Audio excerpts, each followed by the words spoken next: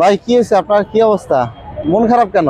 মনটা আজ ভালো নেই। মোবাইল কিনতে আসছিলাম, মার্কেটে বন্ধ, মোবাইল মার্কেট বন্ধ, তার আন্দোলন করতেছে। দর্শক, আসলে দুঃখের বিষয় হলো কি, আজকে সাভার থেকে আসলাম। তো সাভার থেকে আসার পরে এখানে যতটুকু দেখতে পারলাম তা হলো মোবাইল নিয়ে আন্দোলন হচ্ছে, যে সরকারের যে এনইআর যে চালুটা হচ্ছে ব্যাট দেওয়ার জন্য, তো এইটা রেজিস্ট্রেশনের বিষয়টা এখনো নিষ্পত্তি হয়নি, সেই জন্য এখনো ব্যবসায়ীর আন্দোলন এখনো চলতেছে। তো সেই জন্য আসলে আসছিলাম, ভাবছিলাম একটা নিউজে দেখছিলাম যে এর আগে যে আন্দোলনটা স্বাভাবিক হয়ে গেছে। তো সরকার এখানে চাইলে পারতো যে 3 মাসের যে বাড়িয়েছিল যে এনইআর রেজিস্ট্রেশন, সেটা 3 মাসের কথা বলে জানুয়ারির 1 তারিখে এটা কার্যকারিতা করছে। তো সেই জন্য আজকে আমরা এখানে বসে আছি। যদি এইটা কার্যকারিতা যদি না করতো তাহলে আজ হয়তো আমরা ফোনটা নিতে পারতাম।